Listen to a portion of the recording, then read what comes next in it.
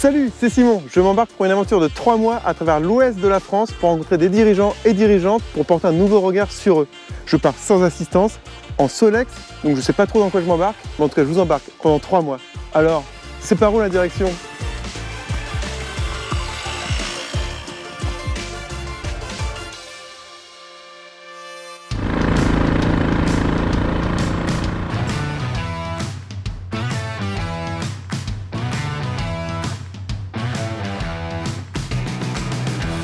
Merci.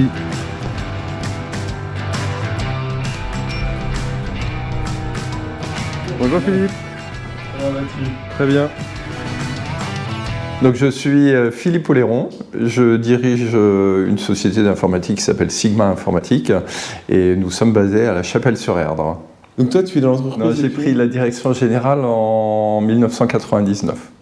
Ok. Et j'étais avant salarié parce que j'étais venu créer un service de relations clients. En fait, à l'origine, l'entreprise était purement informatique avec mais c'est pas du tout péjoratif, une population technique, quoi, vraiment développement informatique. Et en fait, moi, je suis venu pour créer le service qui allait être l'interface entre les techniciens et les clients, les entreprises utilisatrices de nos services.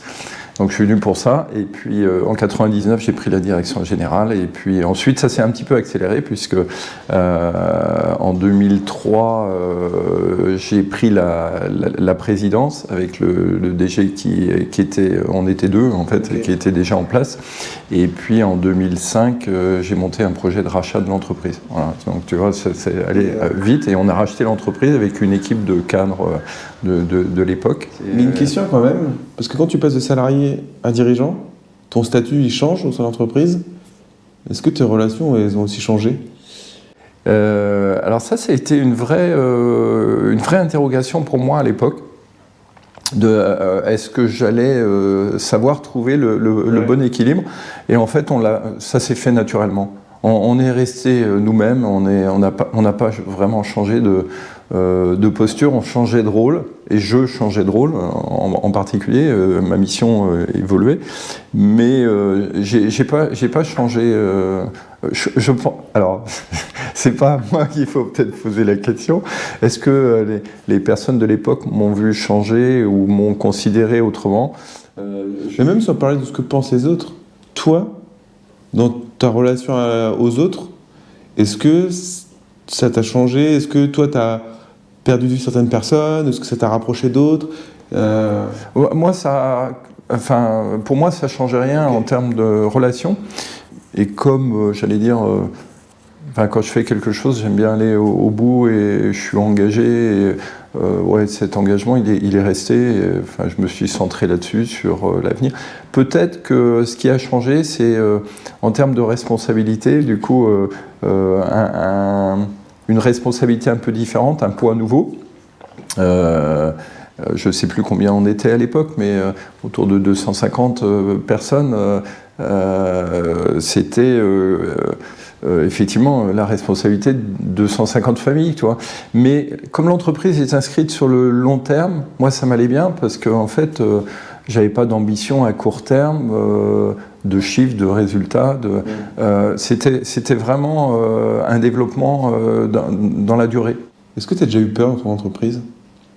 Peur de l'échec ? Alors, oui, j'allais dire oui, des interrogations, des moments de stress, comme tout dirigeant, j'imagine. Alors, j'ai un mode de fonctionnement qui est peut-être... qui est bizarre, j'allais dire peut-être un peu prétentieux, j'en sais rien.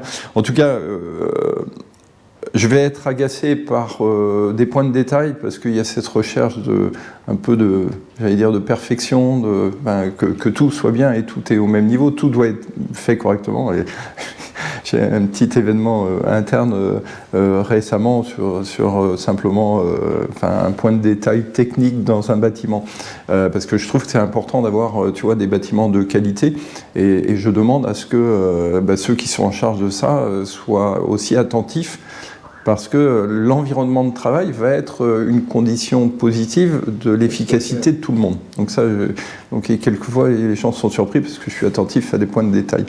Mais en fait, et ça peut m'agacer, tu vois. Par contre, en cas de coup dur, c'est là que j'ai mon plus grand calme.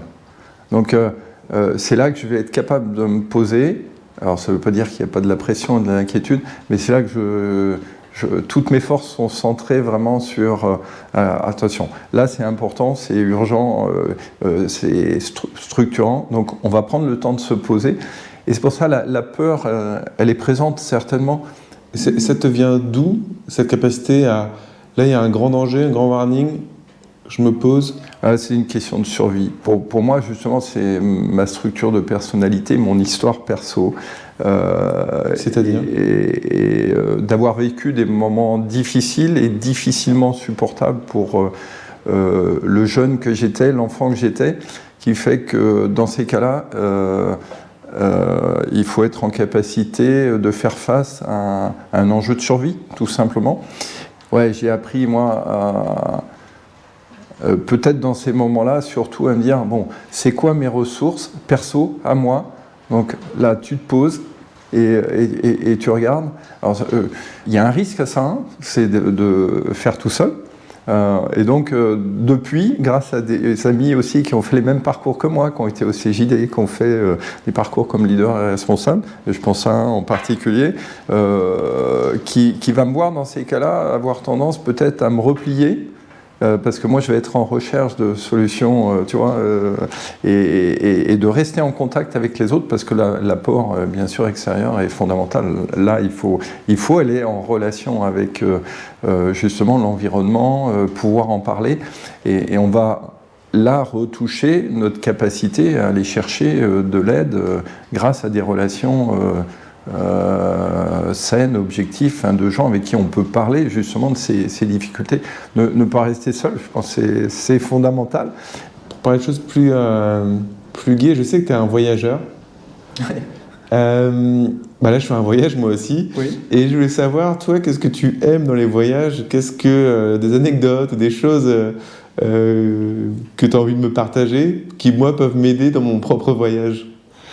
Alors, ouais, dans les voyages, ouais, j'aime les voyages avec surprise.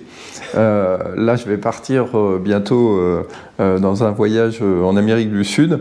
Mon parcours, en fait, ça va être un parcours... tout n'est pas calé, d'abord. Tout n'est pas préparé à l'avance. Il y a des temps, il y a des jours où on va dormir chez l'habitant. Donc on ne sait pas qui on va rencontrer, ce qu'on va découvrir, dans quelles conditions même on va être. Il y a des temps de randonnée, et je sais qu'il y a des jours importants en termes de nombre d'heures de rando.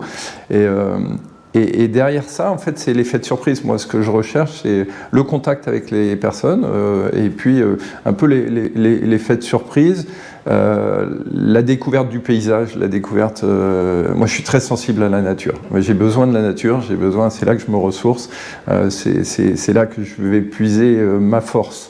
Et la nature, plutôt nature terre, plutôt mer, plutôt montagne, plutôt... Alors, je vais dire terre, montagne, parce que c'est la montagne beaucoup qui m'anime pour ce goût de l'effort aussi, et de la découverte, parce que quand tu arrives en haut d'un sommet, tu ne sais pas ce que tu vas trouver de l'autre côté, et ce que tu vas voir de l'autre côté. Donc il y a cet effet de surprise, le goût de l'effort, j'aime bien. Et puis, il y a un truc que j'adore, c'est partir très tôt, c'est-à-dire quand il fait nuit, et de bénéficier de l'effet du jour qui se lève. Je trouve ce moment-là, pour moi, est essentiel, parce que avec le soleil, avec le jour qui se lève, c'est la nature qui se met en mouvement, ce sont les odeurs, c'est des tas de choses, c'est la fraîcheur du matin, c'est la rosée, là on passe dans des sensations différentes, successives, très différentes. Et ça c'est un moment pour moi vraiment très très important. Et puis à l'autre bout, alors après il y a tout le reste de la journée, mais c'est différent. Pour moi ça c'est un moment clé. Tu parlais d'anecdotes. Un jour, avec mon épouse, on était allé, on avait un camping-car à l'époque, et on était allé au Portugal. Et un soir, très tard, on arrive dans une petite ville et on faisait beaucoup de camping sauvage et on se gare auprès d'un fleuve sur une place. C'était pas très attirant, mais bon, ça semblait, on pouvait se garer là et on se gare là et on s'installe et on s'endort. et le lendemain matin, alors, ce qui m'arrive jamais, parce que moi je suis un lève-tôt, en fait, ce jour-là, on s'est réveillé, comme on était arrivé très tard, c'était peut-être pour ça, on s'est réveillé aux alentours de 9h, 8h30, 9h, tu vois, et on ouvre les rideaux du camping-car, et qu'est-ce qu'on constate? On était installé en plein milieu du marché. Et les gens s'étaient installés tout autour, sans bruit, parce qu'en plus, je me réveille assez facilement. L'effet de surprise, en plein milieu du marché, ils nous avaient laissés, et on s'est dit, mais ailleurs, on se ferait jeter. Et là, ils nous ont laissés. Donc, effet de surprise, le plaisir. Donc, on a dit, on est coincé pour la matinée, parce qu'il n'était pas question de bouger. Et là, on est allé faire nos courses sur le marché, et puis on est resté. Tu vois, ça, c'est des moments.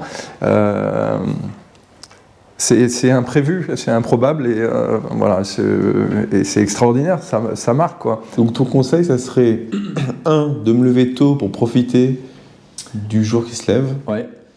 Surtout en Solex, en plus, c'est génial. Et 2, être ouvert à l'imprévu. Oui, faire le truc, donc c'est observer, être attentif à ce qui peut se passer, mais laisser venir, accueillir l'imprévu. Il y a toujours une surprise derrière. Et Philippe, c'est par où la direction? La direction, c'est par là.